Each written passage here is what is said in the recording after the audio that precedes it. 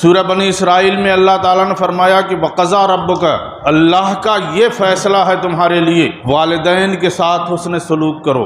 پورا آپ قرآن پڑھ جائیے، کہیں یہ نہیں کہا کہ رشتہ داروں تم اپنے رشتہ داروں سے اپنا حق مانگو، بلکہ یہ حکم دیا تو رشتہ داروں تم اپنے رشتہ داروں کا حق ادا کرو۔